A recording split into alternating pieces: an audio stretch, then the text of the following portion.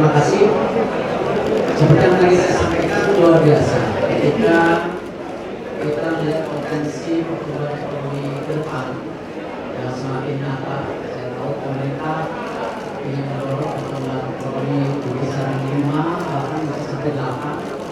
Nah, karena itu kita harus memiliki potensi yang ada. Hilirisasi sumber daya alam adalah salah satu yang nyata seperti apa.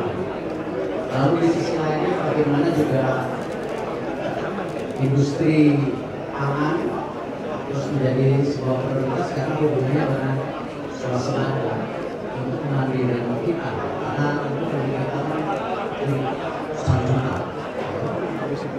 Belum lagi kalau kita lihat potensi bagaimana energi kita yang hari ini juga masih dalam tahap yang sangat potensial, apakah hydro ataupun tentu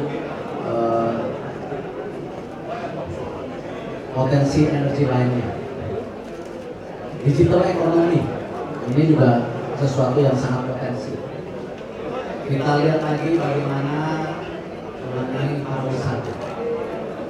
Nah, tentu saya tadi sampaikan ada salah satu yang menarik yang selama ini kita belum pikirkan bahwa 70% daripada wilayah kita itu laut, dan potensi blue economy ini menjadi sesuatu yang kita harus maksimalkan. Dan terlepas dari itu juga, kalau kita bicara blue economy juga kita harus memastikan safety daripada tentu yang menggarap daripada ekonomi itu, apakah di bidang logistik, pariwisata, ataupun fish farming, ataupun lain-lainnya yang bisa dikembangkan. Nah, itulah perlu sebuah alat komunikasi interaktif yang selama ini kita bergantung di luar negeri, tetapi hari ini saya mengucapkan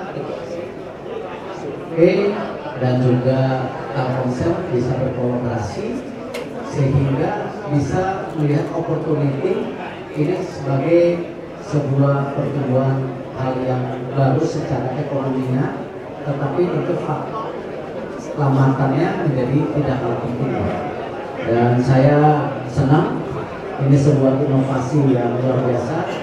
Saya berharap ini menjadi sebuah integrasi yang bisa mendorong yang mana tidak hanya ekonomi tapi dari sektor keselamatan. Mungkin itu saja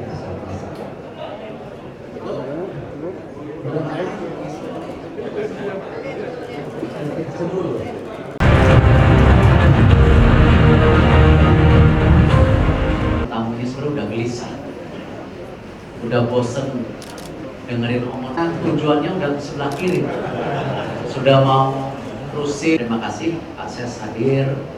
Di sini juga ada Dirut, komisaris, para undangan yang mungkin mohon maaf satu persatu. Tapi ada 3 hal yang mungkin saya bisa sebut. 70% wilayah kita itu laut, ya, hanya 30% darat.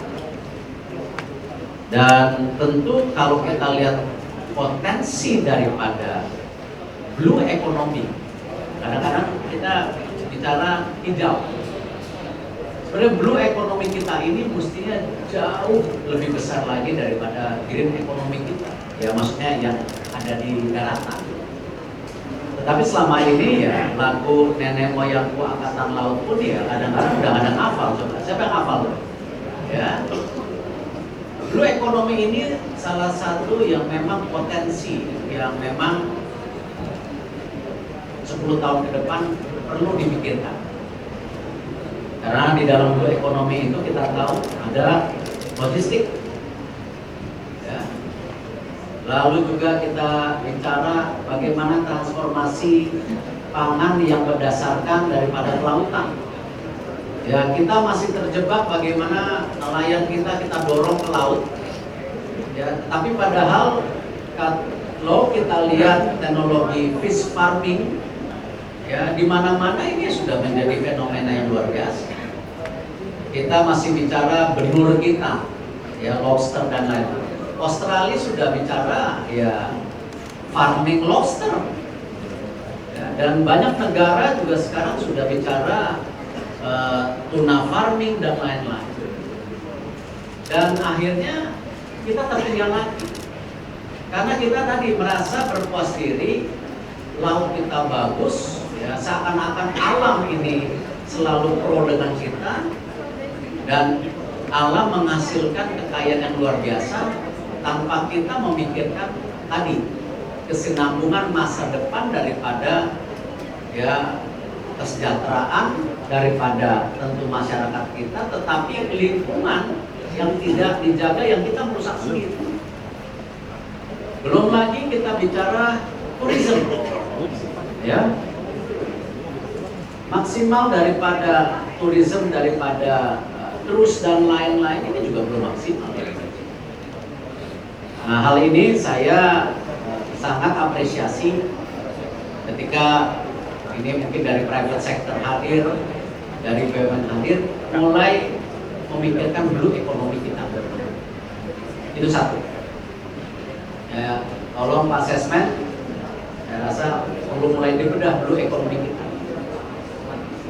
Yang kedua, infrastruktur Indonesia berskala dunia. Ya, untuk the individu ya, maksudnya capability kita. Sumber daya manusia itu bisa sustain atau bisa bersaing ke depan. Salah satunya knowledge digital terbuka. Dan disitulah saya mengapresiasi tadi siapa Rian.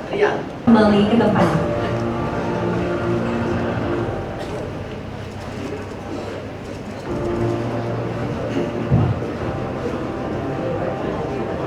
Hormati, izinkan saya untuk merekap sedikit dari apa yang tadi telah disampaikan tentang proses dan meningkatkan efisiensi. Tetapi